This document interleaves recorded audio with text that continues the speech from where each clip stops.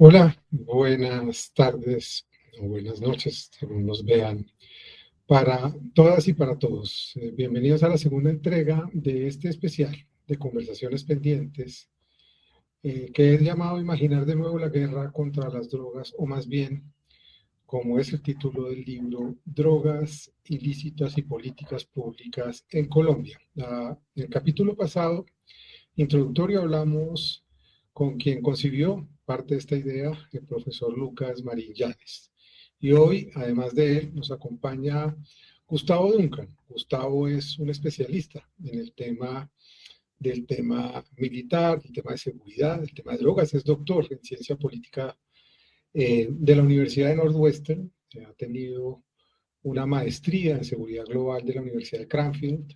Estudió, como yo, literatura en la Universidad de los Andes, allí coincidimos, y se ha dedicado a analizar el tema del conflicto, de la seguridad y de las drogas ilícitas en Colombia.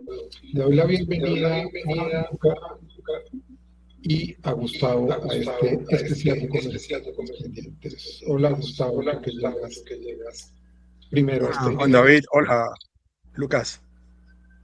¿Cómo estás? Bien, bien, ¿cómo andan ustedes? Muy bien. Creo que tienes un poquito de retorno, Gustavo, no sé por qué, o será Lucas. ¿Cómo están? Buenas tardes, Juan David, Gustavo. Espero que estén bien. Bueno, pues no sé, Lucas, si tú le contaste un poco a Gustavo lo que queríamos, pero en todo caso, la idea de empezar a entrar al tema que introdujimos la semana pasada. Y el prólogo de este libro que se va a lanzar en la Feria Internacional del Libro de Bogotá. Hay mucho eco, creo que no muy bien. Lucas, tú tienes, si quieren, mientras yo hablo, va quitando el micrófono. Eso, ahí queda mucho mejor. Y cuando tú hables, abres el micrófono. Voy a empezar entonces de nuevo. El tema que nos convoca hoy es empezar a entrar al tema de las políticas, la economía alrededor de las drogas ilícitas y su fracaso, como lo creen muchos de los especialistas con los que hablaremos en estas sesiones. Gustavo Duncan escribe el prólogo de este libro y se ocupa evidentemente de hacer un análisis no solo sobre lo que ha ocurrido en el gobierno del cambio de Gustavo Petro y Francia Márquez, sino también históricamente por qué esto ha sido un fracaso en el sentido de la lucha contra las drogas ilícitas. Se pregunta, Gustavo, ¿quién gobierna y cómo gobiernan en los territorios colombianos? Muchos de ellos que quedaron de alguna forma sin control territorial después del acuerdo firmado por las FARC hace 10 años y que están en control de otros grupos que para él precisamente no significan lo mismo que significaron en el pasado. Evidentemente la debilidad de nuestro Estado, de la presencia territorial, es otro de los puntos, e incluso habla Gustavo de una reducción de la violencia en estos territorios, que es paradójico, pero que él nos va a contar y nos va a explicar de qué se trata.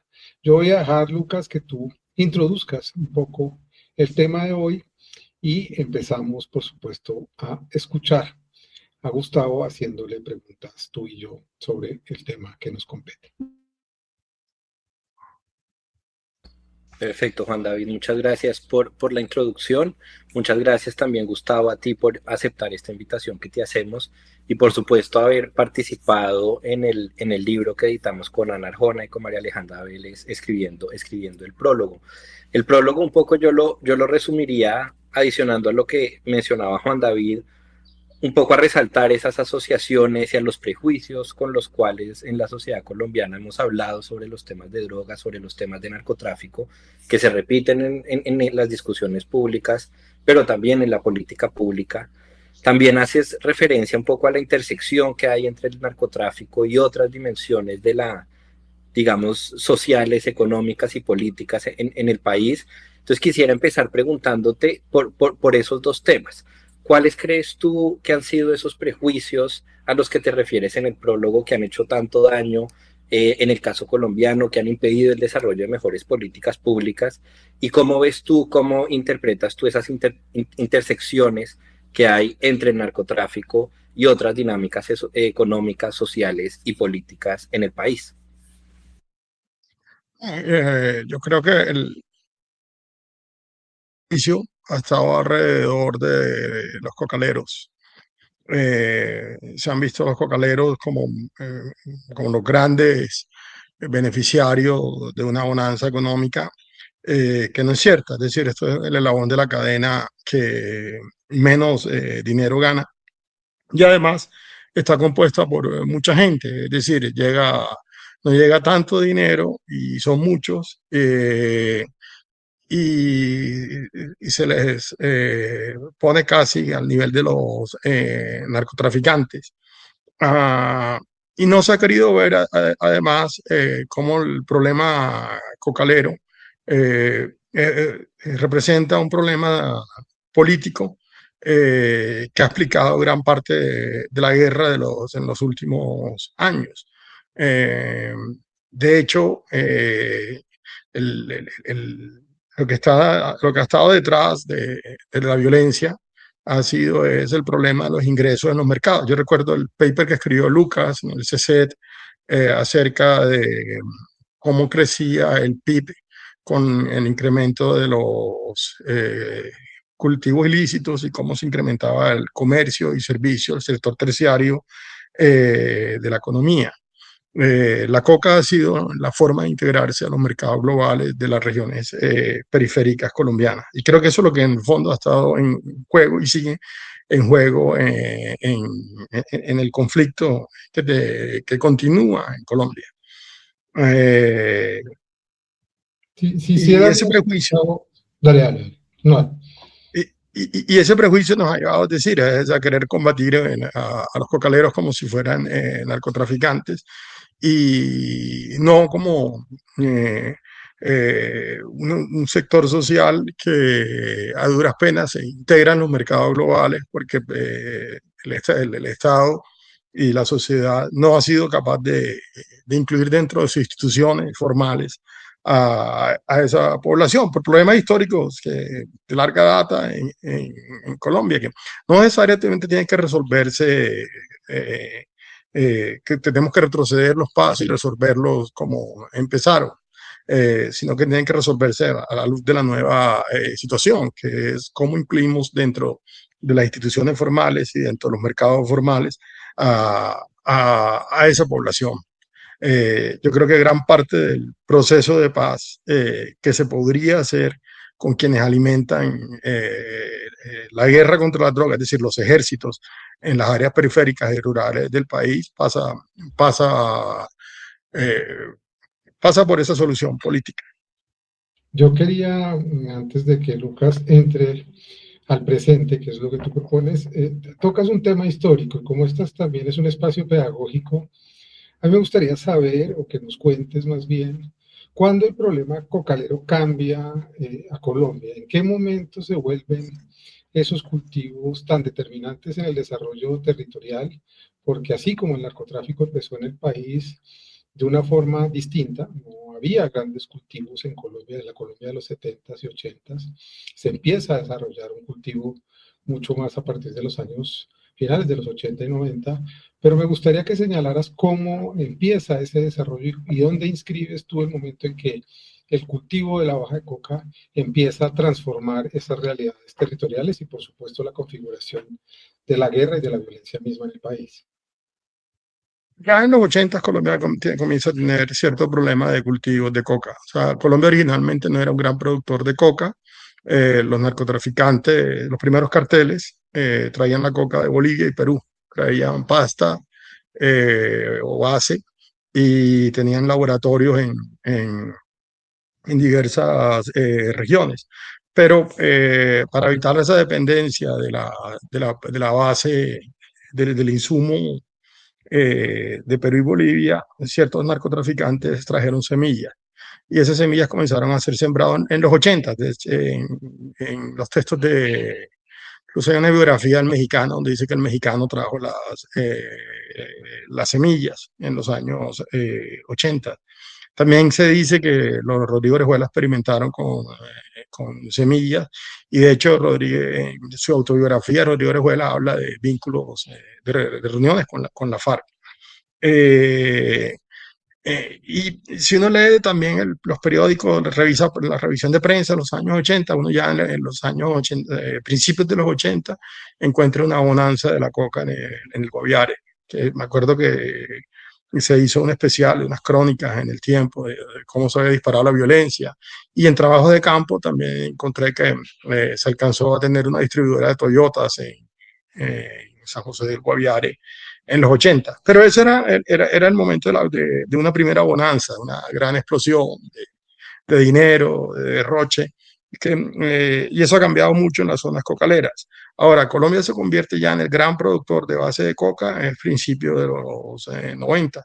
Y en el año 96, creo, 95-96, con Samper, cuando Samper, en todo el afán del proceso 8000, por buscar la certificación, aprueba las fumigaciones de los cultivos ilícitos. Se da el gran paro cocalero, en que Putumayo, Caquetá, Guaviare entran en marchas bastante impresionantes. Murieron cientos de miles de personas.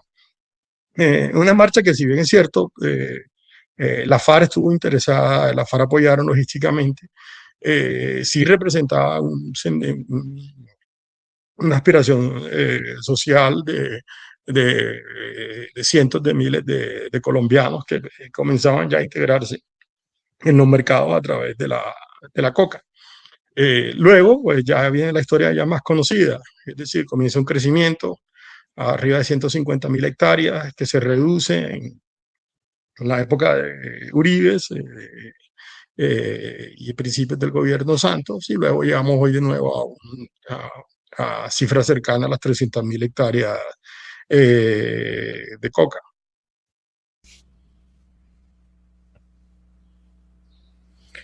Gustavo, uno de los temas que a mí me parecen más interesantes, no solo para la coyuntura, pero también para entender, digamos, en un público más amplio estas dinámicas asociadas al narcotráfico y a los grupos que participan en estas economías, es la pregunta que tú haces en el prólogo sobre quién gobierna y cómo se gobierna, ¿no? Y esa como pregunta clave, digamos, como política de una organización de una sociedad.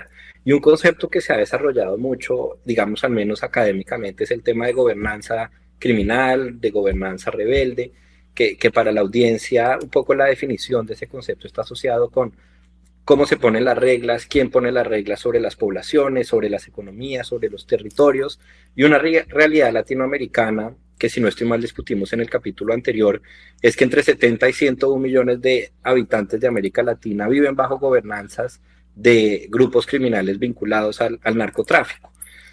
Y tú discutes un poco esa pregunta en el caso colombiano y en el caso del narcotráfico en Colombia en particular.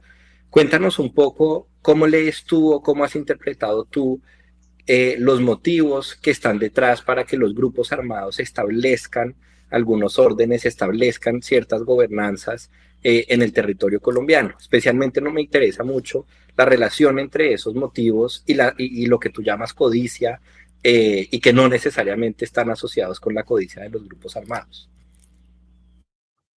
Sí, primero creo que hay que hacer como una suerte de descripción de la situación general. Esa situación general, que es gobernanza criminal, yo la había tratado antes en el caso colombiano y mexicano como oligopolios de coerción. Es decir, una situación donde Estado y grupos armados irregulares de todo tipo, de carteles hasta guerrillas y paramilitares, ejercen funciones básicas de gobierno, sobre todo lo que tiene que ver con la provisión de justicia y seguridad.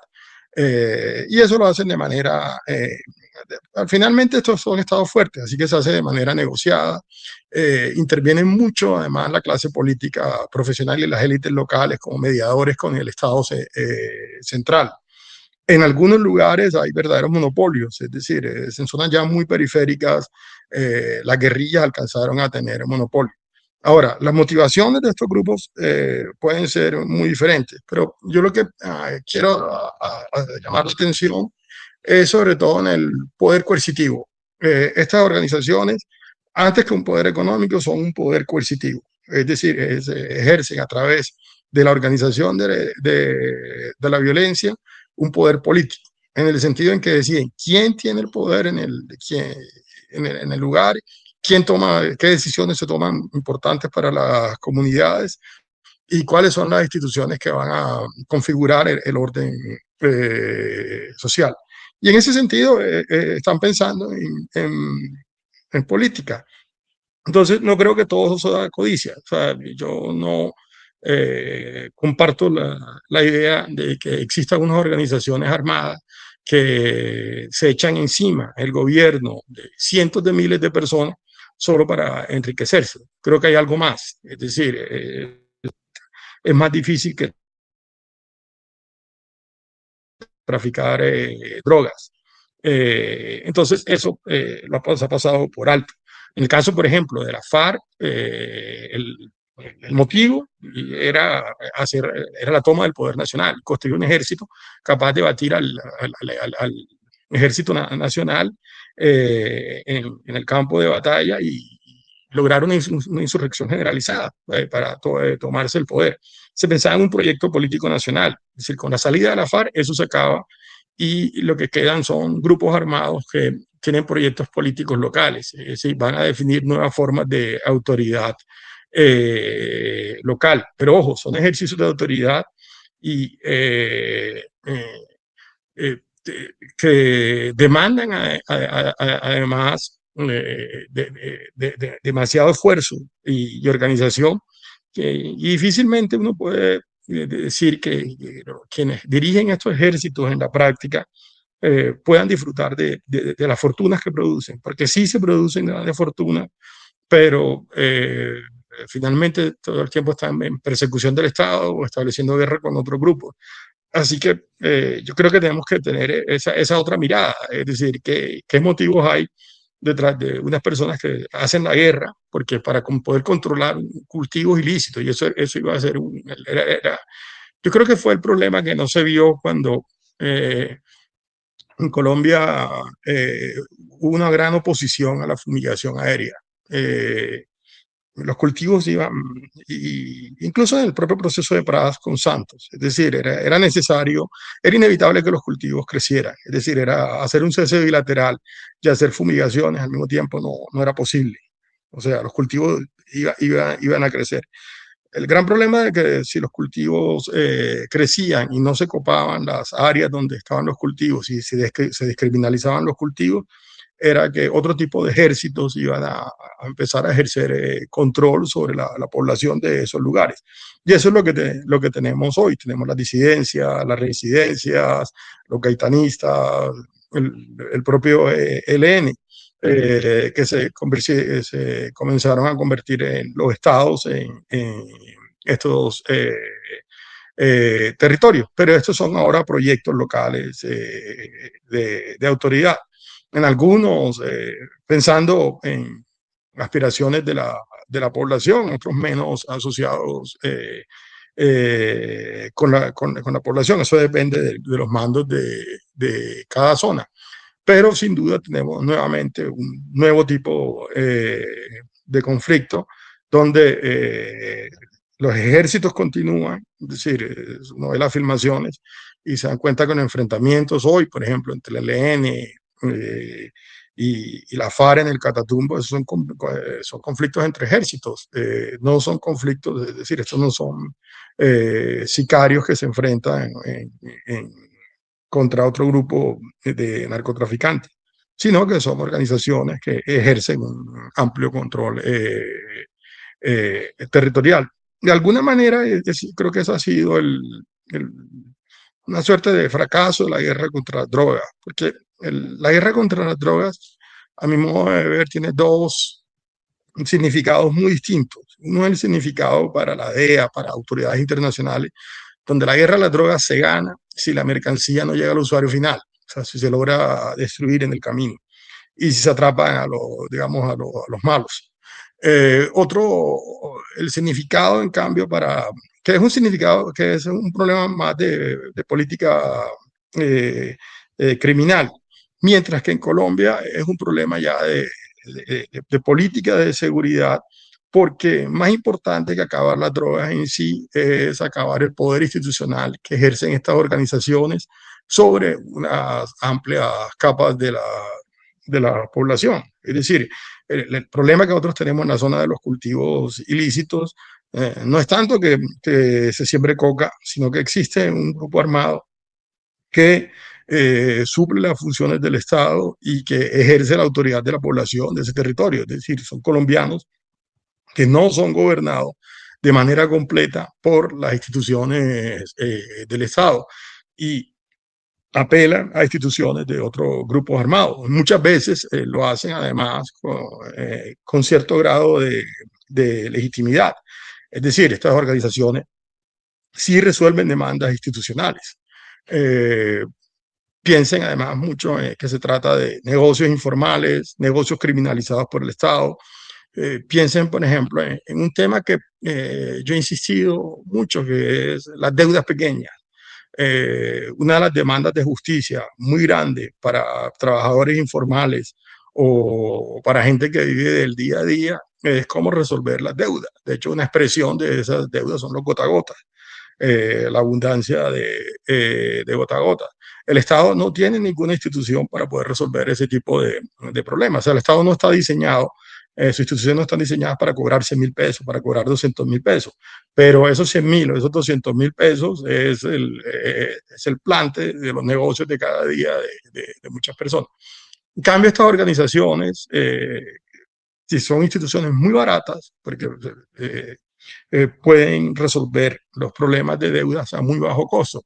De modo que la sociedad apela y demanda los servicios de estas organizaciones armadas.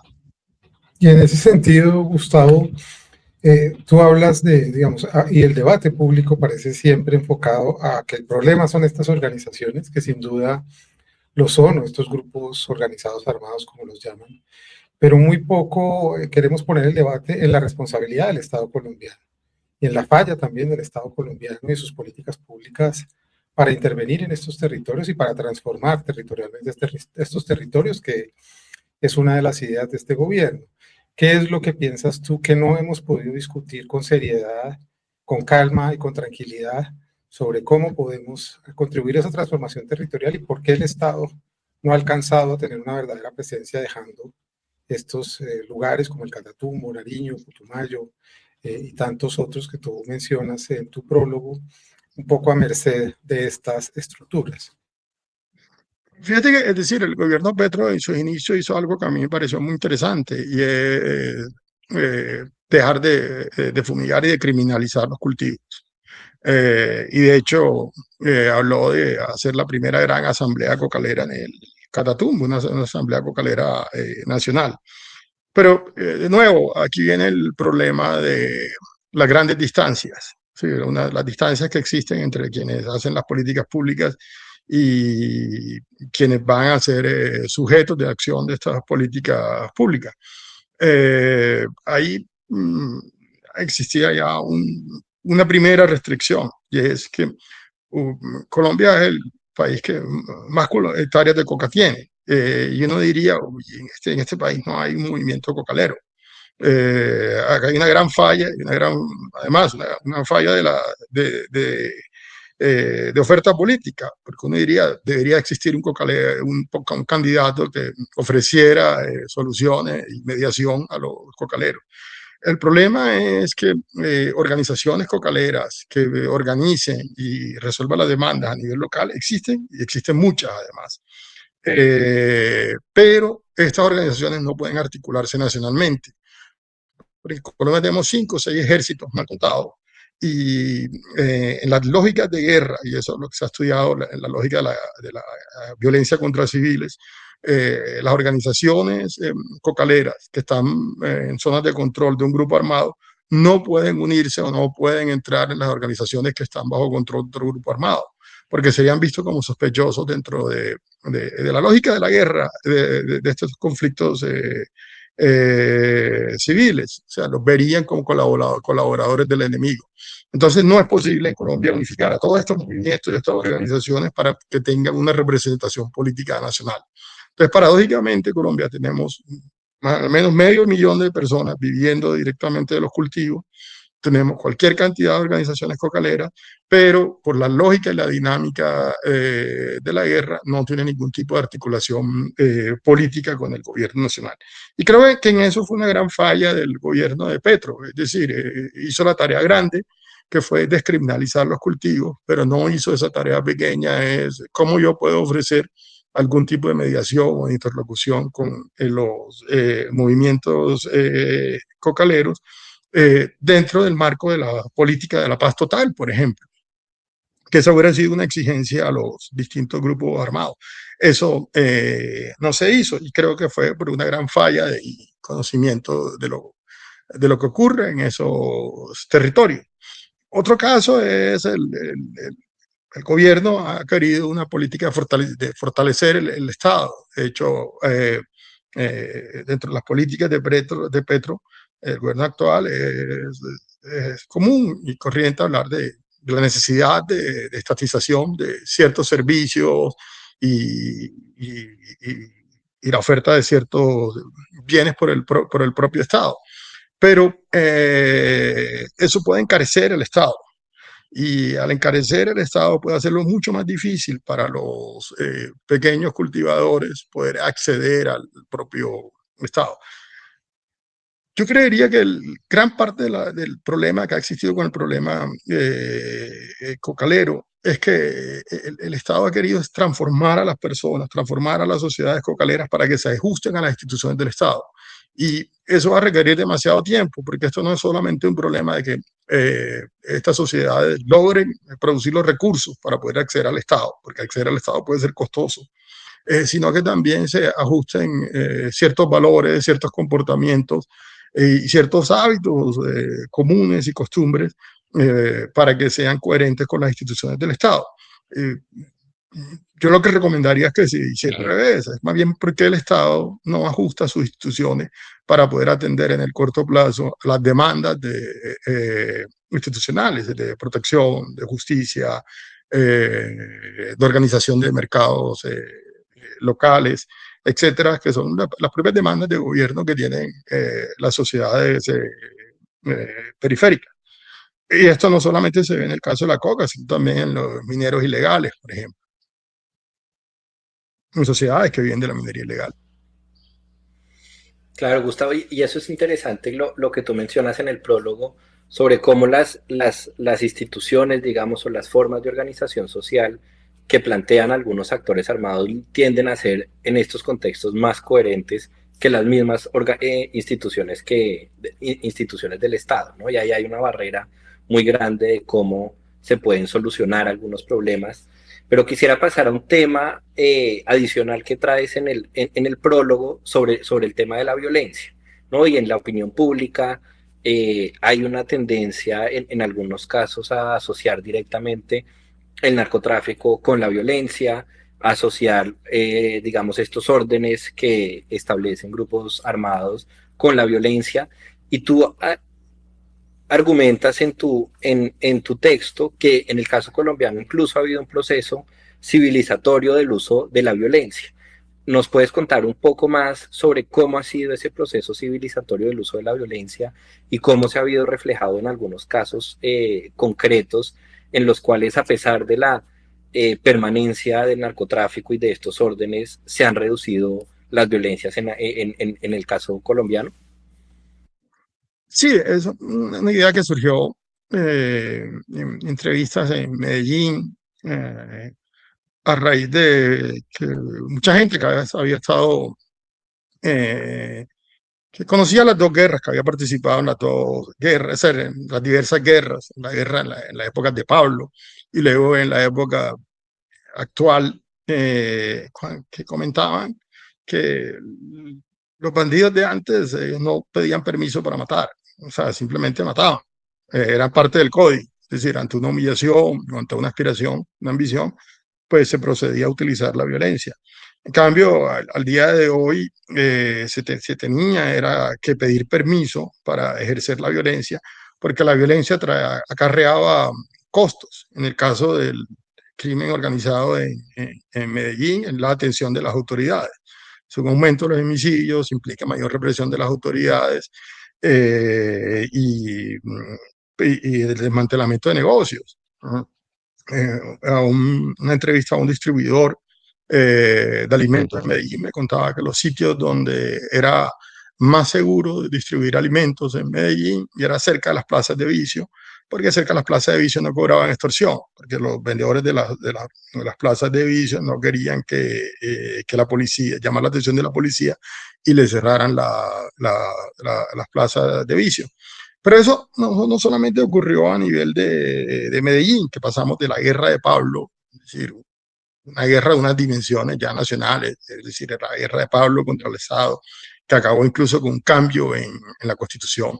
Es decir, creo que de unas dimensiones de poder envueltas en esa situación, que no son incomparables ahora. Es decir, el crimen organizado en Medellín hoy está muy extenso, cuenta con mucho material humano, tiene un poder coercitivo impresionante, pero ese poder no es comparable al de las grandes guerras que se dio en Medellín, y es gracias a ese proceso civilizatorio de la violencia.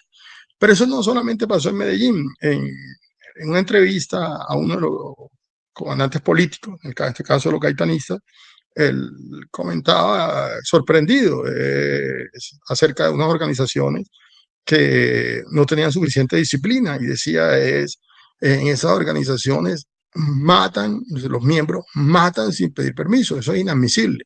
Es decir, para poder cometer un asesinato se tiene que autorizar, tiene que estar autorizado por los mandos de la organización. En esa misma entrevista, además, él hablaba de que ya habían pasado 3 fases. Una primera fase había sido una guerra por fanatismo, ¿sí? Cuando fueron guerrilleros. Una segunda fase, una guerra por venganza, cuando fueron paramilitares. Y ahora hablaba de una tercera fase, que es una guerra por el pueblo. Y veían las fases anteriores, tanto cuando fueron guerrilleros, cuando fueron AUC, como fase en que la violencia no tenía contención. Y si uno mira las estadísticas de homicidios en Colombia, uno encuentra que, a pesar de que el conflicto persiste, es mucho menos sanguinario. Quizás los únicos hechos sanguinarios donde uno dice que volvemos a los niveles de sevicia de los años 80, 90 y principios de 2000 han sido las incursiones del ELN en el Catatumbo y la retaliación que tuvieron contra el Frente Décimo de la FARC en Arauca hace ya algunos años. Del resto, es decir, en Colombia rara vez nos encontramos una masacre de más de 10 personas. Cuando me acuerdo las revisiones de prensa que hacía en los 80, a principios de los 90, por ejemplo, la masacre de la Chinita fueron 35, la masacre de los Montes de María eran 35, 40, eran unos excesos ya de sevicia que no se ven al día de hoy. Yo y eso creo que es importante, hay que mantenerlo. Yo quería insistir en eso, porque la gente tiene la sensación, o por lo menos la opinión pública y ciertos medios, quieren comparar el crecimiento de los cultivos de coca y del narcotráfico a los niveles de violencia. Y tú dices en tu texto que eso ha disminuido, no solo la sevicia, sino la violencia, el índice de homicidios y todo, cómo se mide, digamos, el tema de la violencia. Ya explicaste un poco eso, pero ¿no es eso paradójico que culturalmente, mediáticamente y socialmente sigamos relacionando las dos cosas sin entender esas especificidades y ese nuevo país que tenemos, que es muy distinto a aquello que nos tocó ver a quienes crecimos en los 80s, 90s y la primera parte del siglo XXI? Creo que también es que sociológicamente tampoco es tan evidente. Es decir, aquí hay situaciones muy contradictivas. Por ejemplo, Otra gran transformación que ocurrió de los años 90 y 2000, cuando hablamos del caso del proceso 8000 y la parapolítica, era que los grandes carteles intervinieron en la política y en el caso de los paramilitares también intervinieron mucho en la política, compraron a la clase política. Yo creo que los políticos mantuvieron mucha independencia, mucha más independencia de la que se cree. Y al día de hoy se quiere ver una situación parecida, es decir, como si todos estos grupos, disidencia, gaitanistas, y reincidencia, y ELN, y conquistadores de la sierra, por mencionar los más conocidos, mantienen esa misma relación con la clase política. Yo creo que no, yo creo que hay que de nuevo hacer más distinciones. En Colombia existen los lavadores y los grandes operarios del narcotráfico, que no necesariamente tienen grandes organizaciones violentas, es decir, si usan la violencia cuando tienen que resolver disputas sobre el negocio, pero no tienen ninguna aspiración de gobierno sobre la sociedad. Sin embargo, son los que manejan el grueso del dinero del narcotráfico en Colombia y son los que se encargan del lavado. Y de hecho, uno podría decir, en términos de poder político, tiene más peso e incidencia sobre la democracia. Y eso creo que lo vimos con Papá Pitufo. Es decir, él era capaz de nombrar parte de la bancada y de incidir en ministros para que llamaran al director de la DIAN, para que nombrara a los funcionarios amigos en las aduanas nacionales, de modo que pudiera lavar el dinero. Entonces, de nuevo, es decir, creo que aquí el gran problema que hay es explicar la situación al país. Una cosa es un cocalero, otra cosa es un grupo armado que mantiene unos rasgos y unas características de ejército, que es un legado de épocas anteriores. Otra cosa son estructuras mafiosas en las ciudades de tipo pandilla, que de hecho muchas no están vinculadas a tráfico transnacional. Y otra cosa son grandes lavadores, y otra cosa son operarios del narcotráfico, que son los que le compran la cocaína en los laboratorios, en la zona de los grandes ejércitos, y la colocan en los mercados mundiales. Y cada uno de esos distintas figuras tiene una incidencia muy diferente en la política y en la configuración social de Colombia. Siento que eso no se ha entendido bien por parte de la dirigencia colombiana y se ha manejado con mucho prejuicio. Por eso hablo de prejuicios, y todos se ha querido meter bajo una misma alfombra. Y para cada uno de ellos se necesitan políticas públicas muy distintas, y sobre todo priorizar dos cosas, es decir, la violencia, reducir la violencia, y segundo, reducir la capacidad institucional de estas organizaciones, es decir, que el Estado incluya dentro de sus instituciones a quienes ha dejado por fuera del mercado y de la institución del Estado. Totalmente, Gustavo. Y la semana pasada con Juan David hablábamos un poco de esto que tú también referencias hoy sobre las etiquetas, ¿no? En el caso colombiano hemos tenido unas etiquetas que podemos meter en esa etiqueta, y si en esa etiqueta está la palabra narco, ya se asocia directamente con algunas cosas negativas. Todos los actores terminan metidos en el mismo paquete, y realmente eso limita enormemente las conversaciones que podemos tener como sociedad, y limita también enormemente los desarrollos de política pública que se necesitan para, si queremos realmente tratar de buscar unas soluciones a esos dos objetivos que tú planteas, que yo los comparto y que quiero entrar en eso un poco más adelante en la conversación.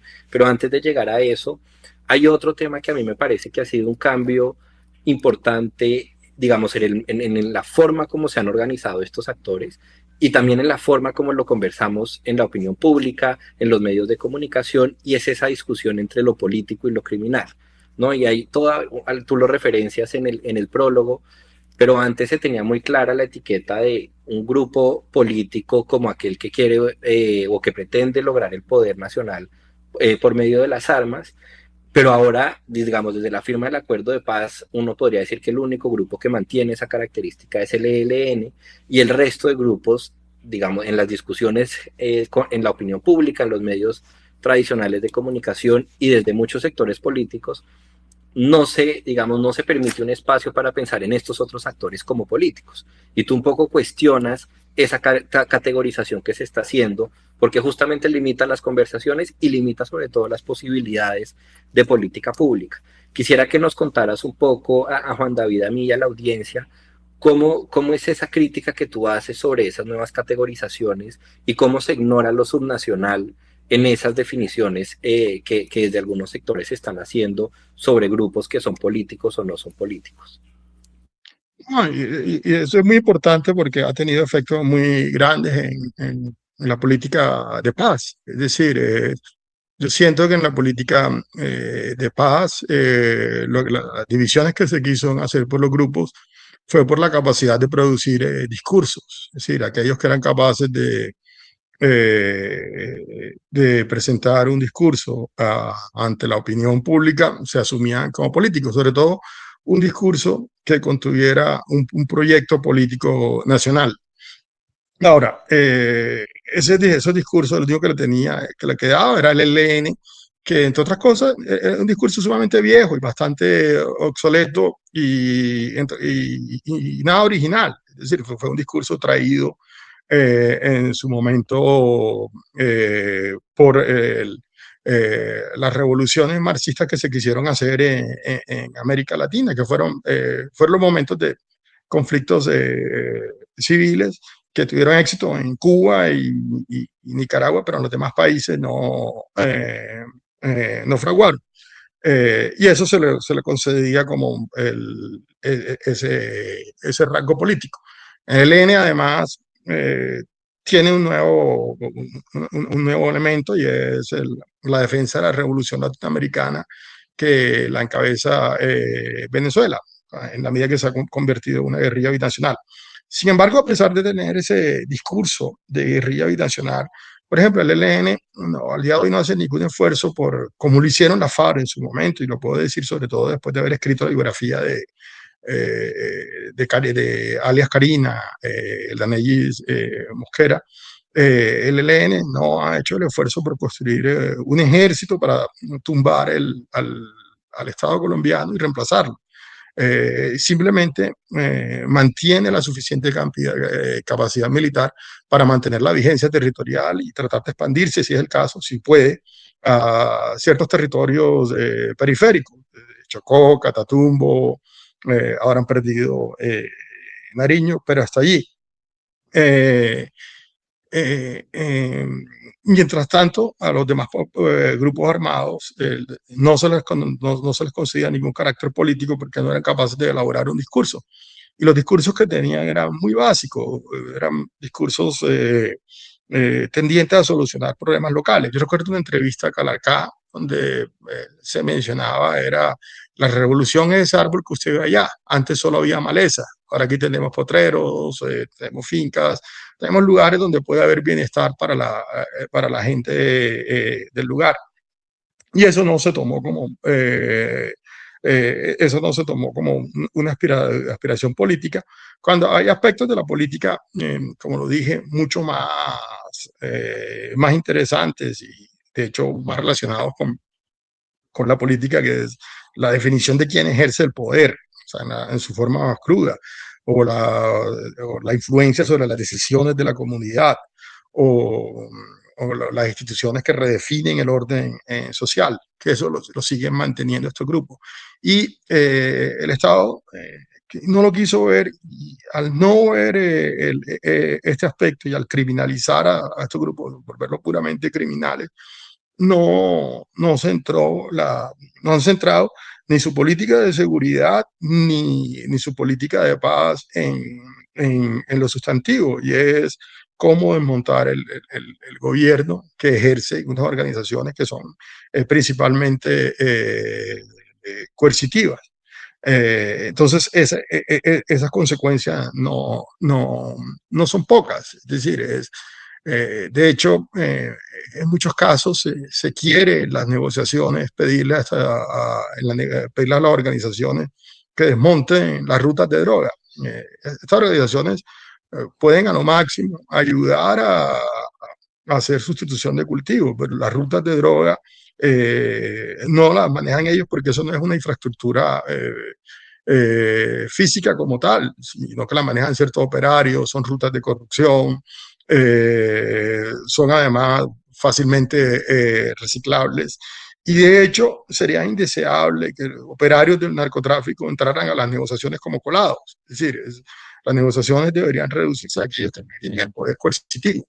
Y no es necesario incluir a los narcotraficantes. O si se va a hacer una organización con narcotraficantes puros, que creo que se pueden hacer, y a diario la hacen en Estados Unidos, pues entregan una parte de su dinero y pagan una rebaja, unas penas rebajadas, que se haga como debe ser. Es decir, separemos a los narcos de quienes ejercen un poder armado, así también estén relacionados con el narcotráfico, porque expresan figuras sociales y tienen efectos sociales muy diferentes. Por ejemplo, con los grandes lavadores al día de hoy, la gran negociación es que no intervengan más en la democracia, es decir, que no puedan patrocinar a campañas políticas, que es lo que más daño le están haciendo los lavadores a Colombia. Incluso cuando se habla del contrabando que afecta a la industria nacional, la contracara también es que está destruyendo nuestras instituciones democráticas en la medida en que distorsionan los resultados electorales al financiar las campañas. Tú dices en alguna parte de tu texto que es un error narcotizar el debate sobre la paz en Colombia. Lo has explicado ya a lo largo de estos minutos, pero yo quisiera preguntarte si no hay también una insuficiencia, entonces, en desnarcotizar ese debate, pero a la vez en crear una solución más creativa e imaginativa sobre cuál puede ser entonces la oferta para ese otro país que no termina de comprenderse por parte de quienes toman las decisiones institucionales.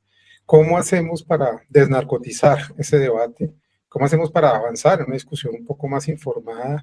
Y lo que yo le decía a Lucas hace 8 días, es imposible empezar a hablar de regulación, no legalización, porque el tema de la legalización es un tema internacional, complejo, pero sí de regularización de ciertos sectores territoriales que, como lo estás diciendo, pasan por una lectura mucho más concreta de los territorios colombianos. Miren que el ejemplo es un ejemplo de una solución planteada por por las propias organizaciones criminales. Fíjense lo que ocurrió con la zona esmeraldera. La zona esmeraldera, eso antes era territorio de una serie de familias que se disputaban a bala las minas. Y uno de los principales jefes esmeralderos, ya está muerto, se puede hablar, Víctor Carranza, lo transformó todo al llevar a empresas multinacionales. Cuando llegó a las empresas multinacionales, llegó a una serie de organizaciones económicas que tenían la capacidad de atender la demanda institucional la oferta institucional del Estado. Es decir, una multinacional lleva contabilidad, sigue las regulaciones ambientales, tiene como poder hablar directamente, ya en lo personal, con los funcionarios del Estado. Es legal. Yo pensaría que eso puede ser parte de la solución. De hecho, Carranza lo hizo porque se sabía muy bien que sus descendencias, sus herederos, no iban a ser capaces de enfrentar una guerra contra los herederos contra los otros jefes de las minas de las Esmeraldas. Yo lo que creería es que se debería llevar también pues, a los capitalistas a la zona excluidas de los mercados. Es decir, debería un poco romperse ese prejuicio. Porque no solo es llevar el capital para hacer la conexión con los mercados, sino que se lleva el conocimiento de quienes saben cómo conectar la producción local con el mercado global. Me refiero a la producción local legal. Es más, en el tema agrario, es decir, que creo que ese gobierno ha hecho un gran esfuerzo en la distribución de tierra, también tiene que pensarse mucho en que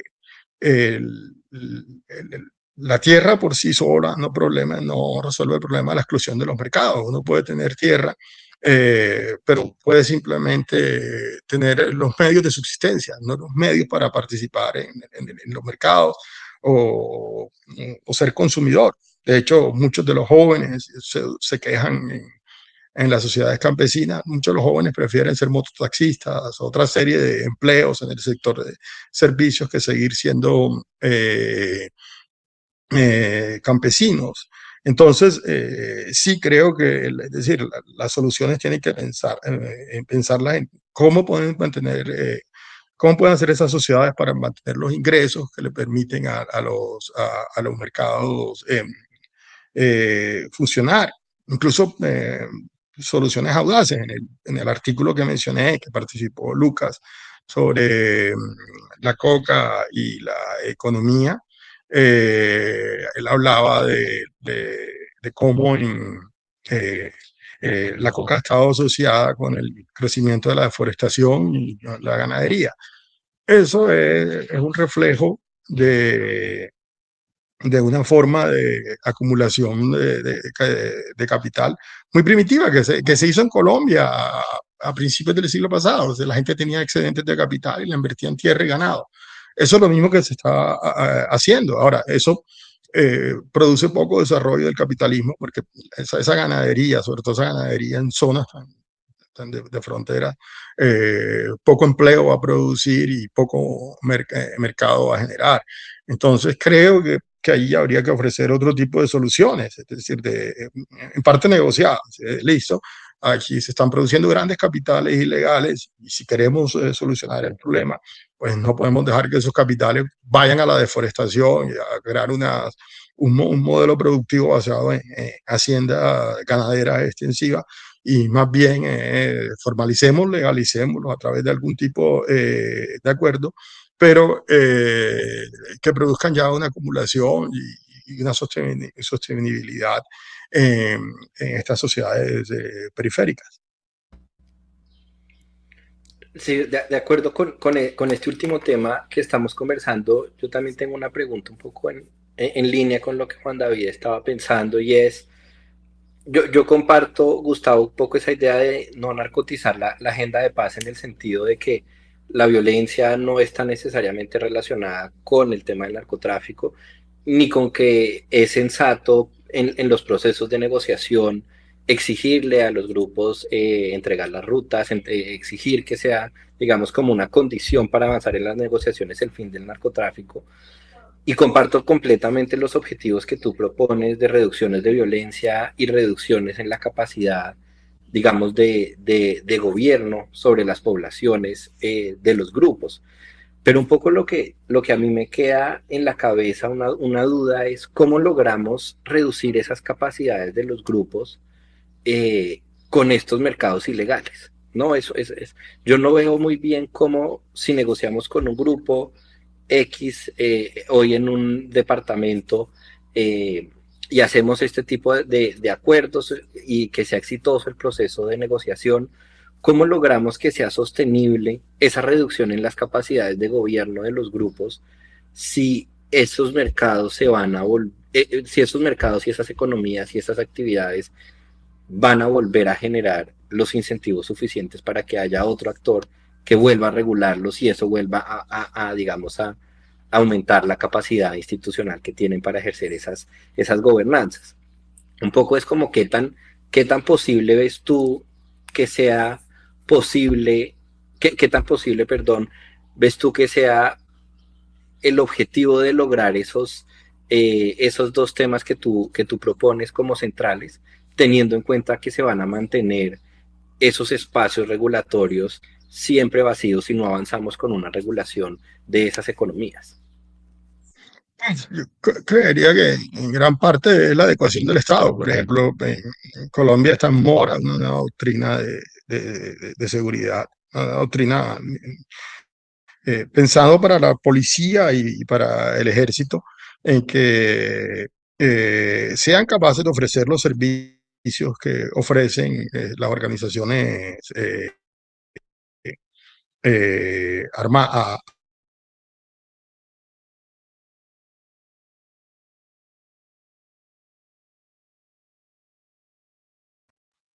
Parece que se detuvo la señal de Gustavo. Lucas, ¿tú me estás escuchando? Sí, yo te escucho Bueno, perfecto, Juan David. mientras recuperamos a Gustavo, yo quería evidentemente pues ir cerrando esta interesante. Cocaleros. No, Ahora sí, te perdimos un buen momento, entonces si puedes recuperar lo que estabas diciendo porque te perdimos. ah, sí, que repito la pregunta. Sí, parece que el computador ahí se falló. No, decía que Colombia está en mora de un cambio de doctrina de seguridad, sobre todo después de la desmovilización de la FARC. Es decir, Colombia ya no necesita un ejército para combatir una guerrilla que se quiere tomar el poder nacional. Colombia lo que necesita es una suerte de aparato de seguridad con capacidad policiva que sea capaz de ofrecer vigilancia y justicia a la población en zonas periféricas y que defienda además el resto de la llegada del resto de la infraestructura del Estado, sobre todo de servicios sociales y de capital privado. Me imagino, por ejemplo, en el caso de las zonas de cultivos ilícitos, que el presidente descriminalizó, creo que es un gran logro de Petri, lo digo a alguien que no, yo no soy petrista, pero lograr que existan aparatos armados que regulen estrictamente el mercado de base de coca y que exista un crimen organizado alrededor de la base de coca, pero que no intervenga en el gobierno de la población local, eso sería un enorme avance, por ejemplo. O sea, la coca no se va a acabar, estoy de acuerdo con Lucas, eso va a seguir, pero es muy distinto si una mafia se especializa en la regulación del narcotráfico en sí y abandona el gobierno de la población. Es decir, no tenemos ni gobernanza criminal ni esos oligopolios entre Estado y grupos armados. Ahora, eso se arregla con el diseño de nuevas políticas, es decir, empezando por la transformación de las políticas de seguridad, también con la transformación de políticas para llevar al capitalismo legal a las zonas periféricas. Es más, cuando nosotros nos conseguimos las negociaciones con los grupos armados, en el momento que los grupos armados entregan sus fusiles, el reciclaje ya es responsabilidad del Estado. O sea, el que está en las condiciones para evitar que se dé reciclaje es el Estado. Y el Estado tiene que estar preparado. Es decir, una crítica que uno podría hacerle al gobierno de Santos es precisamente esa. Es decir, el gobierno de Santos no tenía un plan listo para el día después en que la FARC entregaran sus fusiles y coparan en las zonas donde estaban llenas de coca. Santos, además, que fue un presidente que se ha dado la lucha internacional para hablar de legalización. Recuerdo, y esas son a veces las torpezas que ocurren desde arriba. Pienso que Santos, es decir, hizo algo muy grande con el proceso de paz, pero hay detalles que pasan por alto. Recuerdo que Santos hablaba de legalizar la droga, pero en su momento criminalizó la minería. Criminalizó la minería. Es decir, hablaba de legalizar lo que no podía legalizar, pero criminalizaba lo que sí podía legalizar. Entonces, siento que son como pequeños detalles que en las políticas públicas que a veces pasan por alto y que pueden dar grandes resultados. Ahora, no creo que esto sea un problema que se arregle de un día para otro. Y es un problema que se va resolviendo poco a poco, pero que también se puede empeorar poco a poco. Por ejemplo, Colombia hoy, la situación está empeorando, la situación de seguridad, y está apareciendo en la ciudad un fenómeno de pandillas que se organizan ya como estructura mafiosa, que comienzan a parecerse más a fenómenos como las pandillas brasileras o las pandillas centroamericanas, y eventualmente articulados con grupos armados en zonas ya apartadas. eh, que también es grave. Ahora, ese problema también tenemos que analizarlo desde un punto de vista de los jóvenes. Es decir, sin duda todas estas organizaciones lo que les están ofreciendo son tecnologías organizacionales a jóvenes que eventualmente encuentran en la criminalidad una forma de acceder a poder político, de acceder a poder económico. Eh, y es gravísimo porque es una suerte de politización violenta de los jóvenes. Yo recuerdo cuando uno estudiaba el Frente Nacional, hablaban de todo el problema que generó la paz con el desarrollo del clientelismo, es decir, el clientelismo político fue el precio de la paz del Frente Nacional. Pero a través de ese clientelismo político sucedieron procesos de inclusión social muy interesantes, tanto de profesionales de la política como de comunidades que comenzaban a recibir inversión del Estado. Yo lo que veo con preocupación ahora es que después de todas estas décadas de conflicto y de aprendizaje, de control de territorios y de gobierno de comunidades, los jóvenes criminales al día de hoy cuentan con un conocimiento y una capacidad organizativa que no contarían en otras circunstancias. Recuerdo que yo soy originario de Cartagena. En Cartagena había problemas de pandillas, pero las pandillas no aspiraban a gobernar barrios, no aspiraban ni siquiera a cobrar extorsiones ni a monopolizar mercados. Hoy en día en Cartagena existe ya un problema de estructura mafiosa y de incremento de homicidios por la disputa de la ciudad. Y en este caso, además, atravesado por el tráfico transnacional de drogas. Entonces, es decir, este tipo de soluciones son necesarias, pueden mejorar la situación, pero si no se hacen también puede empeorar. Y no esperemos cambios abruptos, esperemos más bien cambios matizados, bien sea para mal o bien sea para mejorar. Gustavo, muchas gracias por tus respuestas, por tu tiempo y tu generosidad de compartir con nosotros este espacio. Yo dos cosas que quisiera decir para cerrar, una nota muy breve. El tema que tú mencionas de la descriminalización de los cultivos, si bien hubo un avance inicial durante este gobierno en el que se propuso ese decreto para descriminalizar los usos alternativos de la hoja de coca y se debatió al principio el tema de cannabis para uso adulto, digamos, materialmente esas iniciativas no se concretaron ni en avances regulatorios ni en procesos de descriminalización hasta donde yo conozco. Y yo dos temas adicionales, uno en el que coincido completamente contigo y es en la necesidad de Colombia de tener un nuevo diagnóstico sobre los temas de conflicto y de seguridad.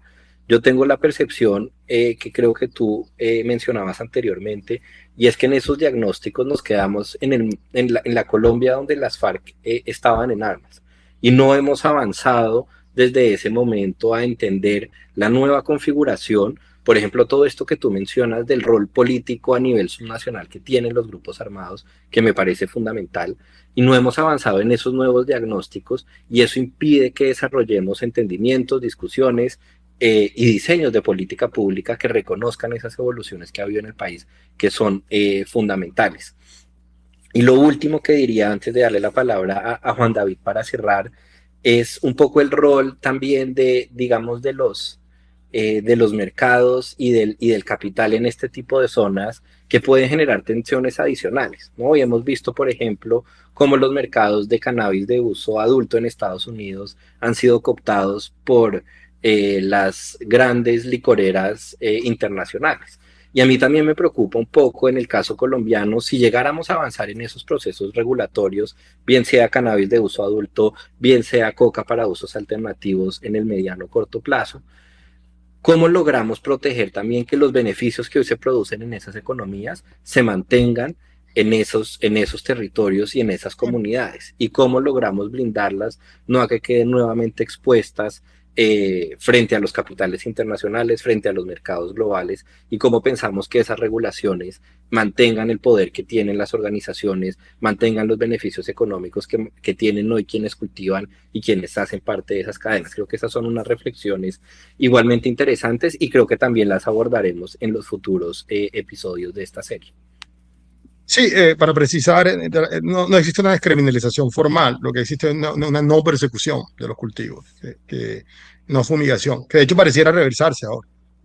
De acuerdo. Pues Gustavo y Lucas, mil gracias, de verdad, muy importante que tengamos este tipo de conversaciones hoy frente a una discusión política que creemos muchos tiene que ser mucho más informada, mucho menos pasional y mucho más tranquila, como dice Gustavo, no para esperar a que todo cambie de repente, sino para que quizás empecemos a contribuir con soluciones puntuales, graduales, que nos permitan entender que el problema de la guerra contra las drogas no es un problema absoluto, es un problema territorial, distinto, complejo, con organizaciones con características bastante disímiles, y que creo que eso los tomadores de decisiones y quienes aspiran a ser gobierno deben entender con una mucha mayor precisión. Así que gracias, Gustavo, por estar con nosotros aquí en Conversaciones Pendientes. No, muchas gracias a ti, Juan David, y a ti, Lucas.